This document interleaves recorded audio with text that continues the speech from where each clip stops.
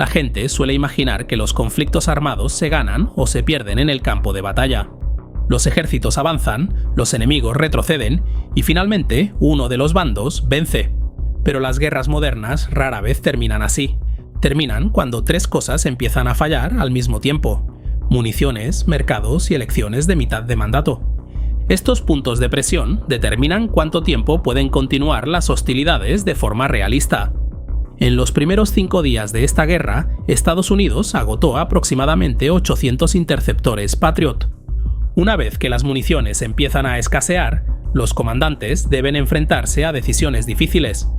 Pueden ralentizar el ritmo de las operaciones o redistribuir recursos de otros lugares. El Pentágono ha optado por lo segundo.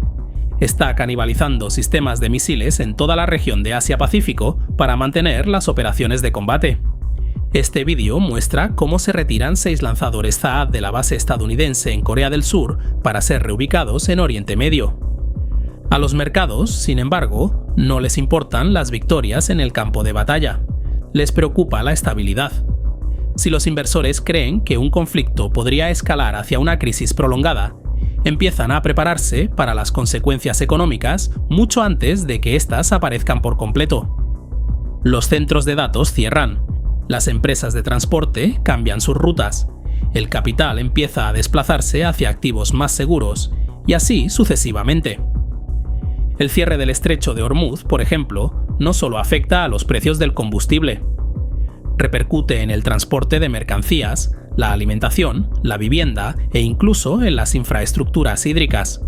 La vida moderna se apoya en flujos de energía estables, y una vez que estos empiezan a fluctuar, los efectos se propagan hacia el exterior. Así que, mientras los planificadores militares se centran en los objetivos operativos, los líderes políticos también deben considerar cómo el conflicto está alterando la inflación, los precios de la energía y la economía en general. Incluso las superpotencias deben negociar con la realidad. Soy Rafael González y te doy la bienvenida a Historia Geopolítica. Espero que al final de este vídeo me haya ganado tu me gusta y suscripción. El primer punto de presión en la guerra moderna son las municiones. Todo depende de esto. A primera vista, el ejército de los Estados Unidos parece casi ilimitado en potencia de fuego. Los misiles de precisión pueden alcanzar objetivos a cientos de kilómetros de distancia. Los satélites rastrean los movimientos en tiempo real, mientras que los sistemas de defensa aérea interceptan cohetes en pleno vuelo. Casi parece que los ejércitos avanzados pueden simplemente seguir luchando todo el tiempo que quieran. Pero hay una realidad silenciosa detrás de todo esto. Las armas modernas son extraordinariamente difíciles de fabricar. Un misil Tomahawk no es solo un tubo de metal lleno de explosivos. Contiene electrónica especializada, sistemas de guiado avanzados y componentes que provienen de largas cadenas de suministro. Muchas de esas piezas se producen en pequeñas cantidades por solo un puñado de fabricantes. Lo mismo ocurre con los misiles interceptores, los drones de largo alcance y las bombas guiadas de precisión, lo que significa que estas armas no pueden reemplazarse rápidamente. Al inicio de un conflicto, es fácil pasar por alto este problema. Los ejércitos dependen de arsenales acumulados durante años. Esas reservas les permiten mantener un alto ritmo de ataques en las etapas iniciales de una guerra. Los misiles vuelan, las defensas aéreas interceptan y, por tanto, los comandantes operan como si el suministro no fuera un problema. Pero los arsenales no duran para siempre. Y una vez que empiezan a mermar, la guerra comienza a chocar con limitaciones industriales. Las fábricas no pueden aumentar la producción de la noche a la mañana. Hacerlo requeriría tiempo, mano de obra cualificada y, sobre todo, contratos plurianuales con los proveedores.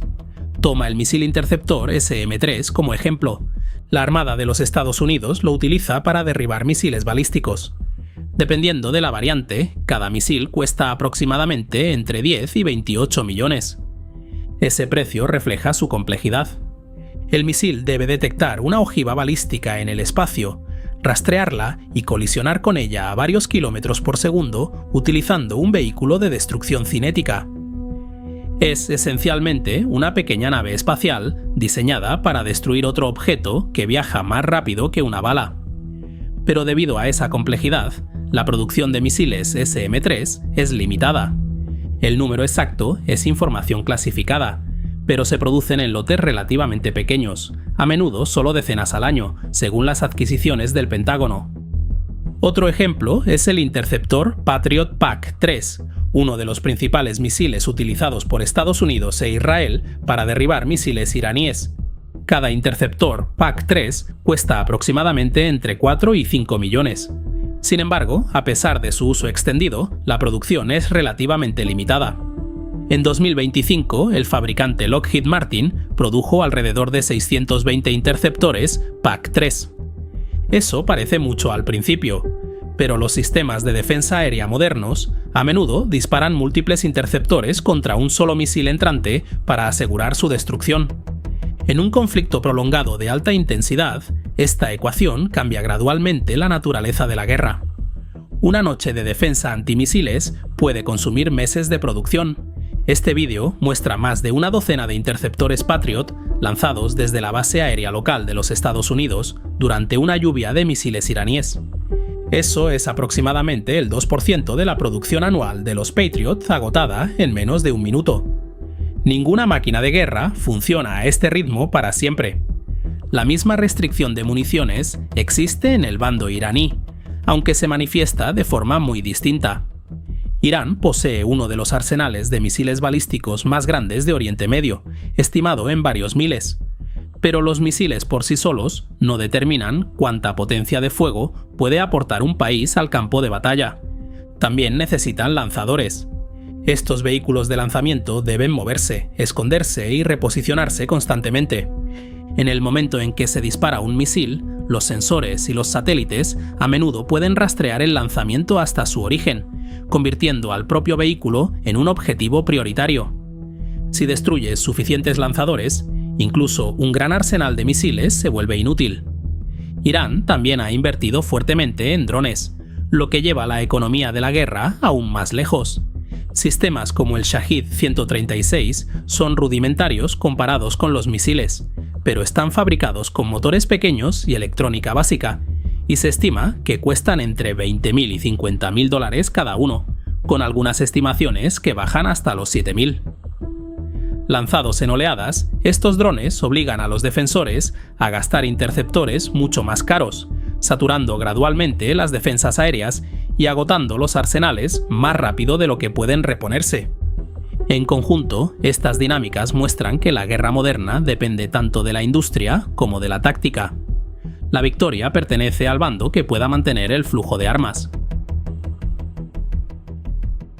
Los conflictos armados de hoy se enfrentan a otro punto de presión que no existía en el mismo grado en el pasado: los mercados financieros. En el momento en que estallan los combates en una región estratégicamente importante, los precios de la energía se mueven en cuestión de horas, los costes de transporte aumentan y los inversores empiezan a reevaluar los riesgos. A menudo, estas fluctuaciones del mercado ocurren mucho antes de que los gobiernos decidan cómo responder. Ya estamos viendo cómo se desarrolla esta dinámica. Los precios del petróleo subieron en cuanto las hostilidades empezaron a perturbar el tráfico cerca del estrecho de Hormuz. Los gobiernos actuaron rápidamente para calmar a los mercados, liberando reservas estratégicas y señalando que se podrían aportar suministros adicionales si fuera necesario. Esas medidas ayudaron a estabilizar los precios por el momento, pero el episodio ilustra cuán sensibles son los mercados globales. Y esto no se trata solo de petróleo. Una vez que los mercados energéticos empiezan a moverse, los efectos se filtran hacia abajo. El transporte de mercancías se encarece, los costes de fabricación aumentan y la inflación empieza a subir de nuevo sigilosamente. Todas estas perturbaciones se mueven mucho más rápido que las campañas militares y repercuten en las cadenas de suministro mundiales. La producción de fertilizantes, por ejemplo, depende en gran medida del gas natural. Cuando los precios de la energía suben, el coste de producción del amoníaco, el ingrediente clave de los fertilizantes nitrogenados, también aumenta. Ese aumento acaba llegando a los agricultores, lo que dentro de unos meses elevará el coste de cultivos básicos como el trigo, el maíz y el arroz. La aviación global es otro ejemplo. Oriente Medio se encuentra en la encrucijada de las principales rutas aéreas que conectan Europa, Asia y África.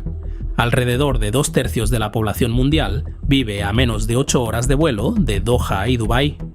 Así que, cuando los misiles, los drones o los sistemas de defensa aérea amenazan el espacio aéreo regional, las aerolíneas se ven obligadas a desviar los vuelos fuera de las zonas de peligro. Así es como se ve el espacio aéreo de la región en este momento. Azerbaiyán es, de hecho, el único enlace directo entre Europa y Asia. Pero es más que eso. Las consecuencias indirectas no se quedan necesariamente en lo local.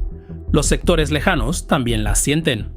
Gran parte del impulso reciente en el mercado de valores estadounidense y una porción considerable del crecimiento económico de los Estados Unidos están impulsados por un puñado de gigantes tecnológicos, a menudo denominados los Siete Magníficos. Estas empresas dominan el mercado.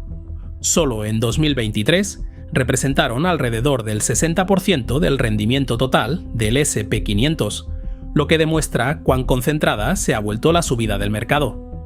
Sin embargo, la expansión de estos gigantes tecnológicos depende de inversiones masivas en infraestructuras de inteligencia artificial, particularmente en los centros de datos que alimentan la computación en la nube y el aprendizaje automático.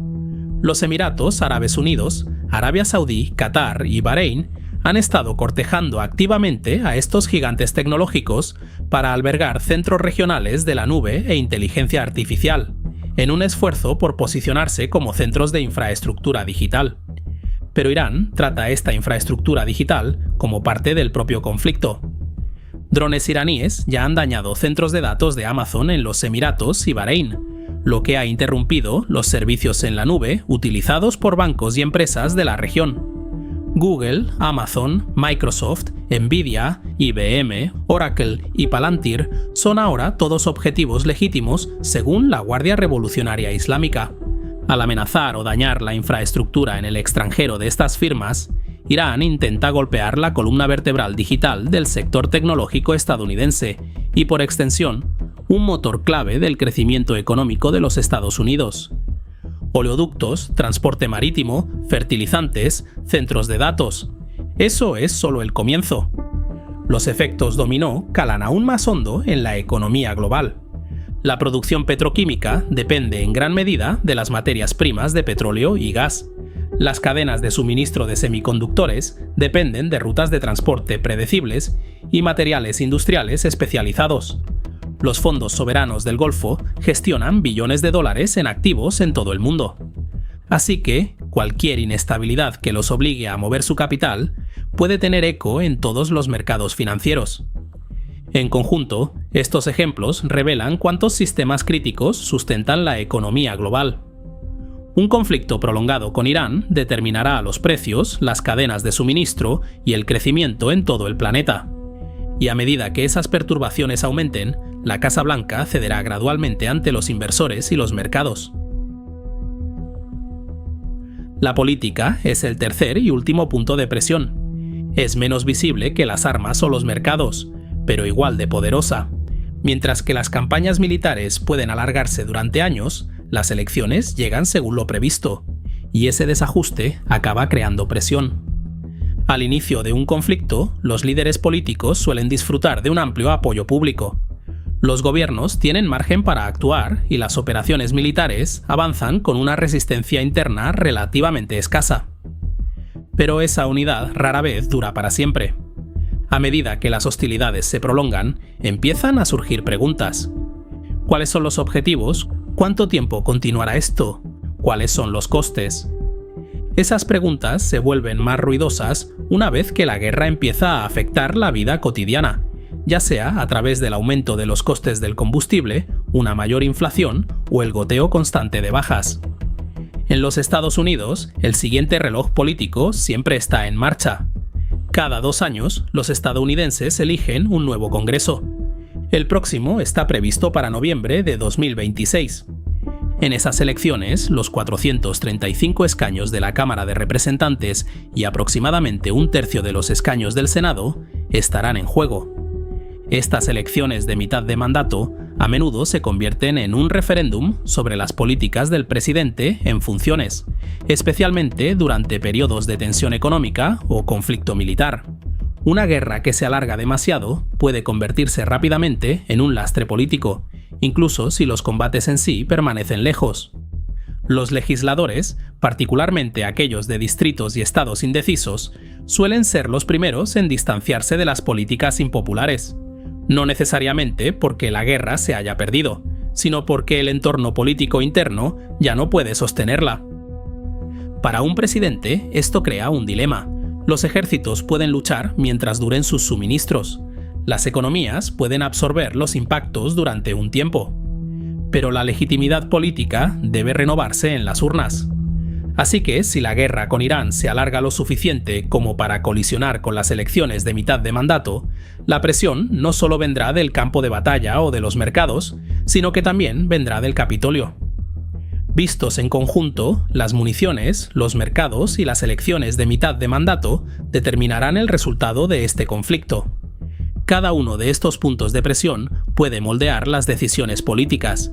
Irán comprende esta dinámica y se apoya en ella. Los ataques a petroleros y centros de datos tienen como objetivo forzar las cadenas de suministro de misiles, inquietar a los mercados globales y esperar a que aumente la presión política en Washington. Y a medida que estos puntos de presión converjan, al mismo tiempo empezarán a estrechar el margen de maniobra de Trump. En poco tiempo, la victoria total se transforma en un resultado aceptable. Esa sería la compensación. Hay un sentido de ironía en todo esto. La guerra destinada a debilitar a Irán podría, en cambio, dejar al país con un Jamenei solo 30 años más joven y una voluntad menos conciliadora. Un fuerte abrazo a los mecenas que apoyan mi independencia informativa. Suscríbete y deja un me gusta para apoyar el canal. Gracias por tu visita y nos vemos en el futuro.